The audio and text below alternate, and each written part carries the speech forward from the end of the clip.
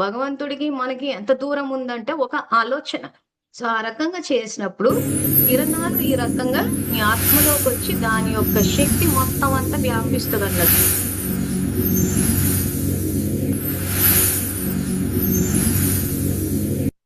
స్నానంలో ఏం తెలుసుకున్నాము? నేను ఆత్మనని తెలుసుకున్నా. సో, ఆత్మకి స్నానం ఎలా చేయిస్తాము? తండ్రి యొక్క శక్తి ద్వారా చేయిస్తాం.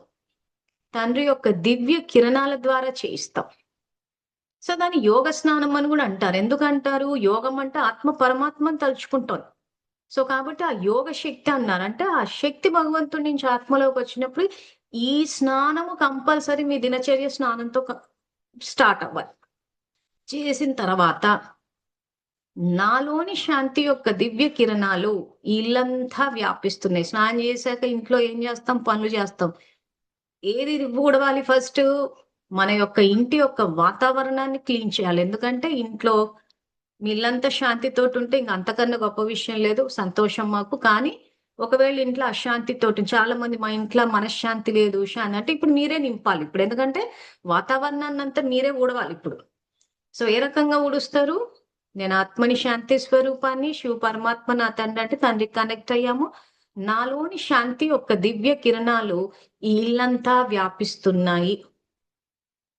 సో, నాలోని శాంతి యొక్క దివ్య కిరణాలు ఇల్లంతా వ్యాపిస్తున్నాయి అన్నప్పుడు మనలోని యాక్చువల్‌గా శాంతితోటి ఉంటే సహజంగా ఇప్పుడు మనం కోపంతో ఉంటే ఇల్లంతా టెన్స్డ్‌గా ఎట్లా అనిపిస్తదో, శాంతితోటి ఉంటే సహజంగా శాంతి వ్యాపిస్తది. కానీ ఇక్కడ ఎందుకు ఈ సంకల్పం చెప్తున్నామనంటే, ప్రత్యేకించి మీకు గమనం ఉండడానికి. అరె! నాలోని శాంతి ఇల్లంతా వ్యాపించాలి. ఎందుకంటే మన ద్వారానే క్రోధం వ్యాపిస్తుంది. సో, మన ద్వారానే ఇల్లంతా అశాంతితో నిండిపోయింది. మన ద్వారానే ఇల్లంతా అలజడిలోకి డిస్టర్బ్డ్‌గెళ్ళిపోయారు. సో, కాబట్టి నేను ఇల్లంతా శాంతి యొక్క కిరణాలు వ్యాపింపజేయాలన్న అలర్ట్‌నెస్ మీలో ఉండాలి. సో, మీరు ఇవి పొద్దున్న లేసి ఎన్ని సంకల్పాలు చేస్తారా అన్నది మీ దినచర్యని బట్టుంటది.